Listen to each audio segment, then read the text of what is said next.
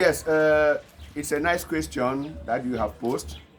The detainees that were taken out of the Kondegi prison 2 days ago, the Cameroon Renaissance Movement, with its battery of lawyers deployed all over the torture centers in Yaoundé, the gendarmerie, the police, JSO, they were refused the first day to be given information as to their whereabouts. But yesterday, we redeployed the lawyers who went to SET and discovered that they were found in SET. They are all there in SET, and we are waiting to know exactly why the people were being arrested from Kondenge and taken there. What is the procedure they want to follow?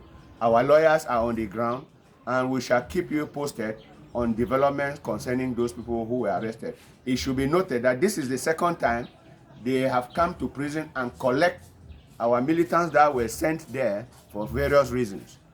Actually, what the law says is that if a decision has been taken by the court to send somebody to prison, it is only another court decision that can take them out of the prison, and you cannot be transferring a prisoner from one prison to another without a decision from the court. And of course, all these formalities were violated and they were carried without due process. We are saying it's a violation of their rights, even though prisoners, and even though the situation that prevailed was that which, in fact, the authorities decided to act the way they acted. But we are saying they should know that this situation would have been preempted. At the time these people started crying, they should have known that the prison cells that was built since 1967 was meant for only 1,500 inmates. But today we have close to 9,000. And you have to understand why they were crying, because the prison conditions are precarious. They are bad. Secondly, the feeding conditions too were in fact bad. They fed them like dogs and pigs, something that is not admissible. You cannot, good food is good health, and bad food is bad health. And you find them in the social media, choked so many, sleeping on each other on a small space. And of course, you see, the prison conditions are not the best. So that is why the people protested. Coming to talk about the prison conditions in Cameroon, honestly, the government should take steps in order to build modern prison condition centers where if prisoners are sent to the various areas, they will, one, be free and in fact have conditions that are of international standard.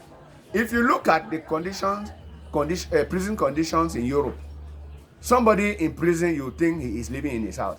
I think that a prison precinct is not meant to punish people, but it is meant to correct them, because your liberty, it will be deprived. But then they should give you conditions that will be, in fact, respecting the fundamental human rights. If you violate all of that, what do you expect of the people? They will violate, and in fact, they will attack and protest on the government. So that is the situation that is prevailing with our prison conditions in Cameroon. They are not the best. So we are appealing on government. The Minister of Justice, which is directly in charge with this, should be able to build prisons all over the country that are worthy of the name and the salt, and make sure those who are there are not treated like animals.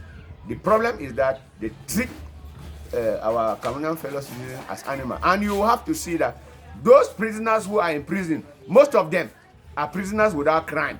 And you see, you gather politicians that are protesting all over the country to go and bundle and locked up with hardened criminals. In fact, it is not correct. It's a violation of their respective rights. So this is the cause of what happened, and that the prisoners had to protest in Yaoundé, in Boya. But does not mean those in Konsamba, Bamenda, Douala, they have the same problem.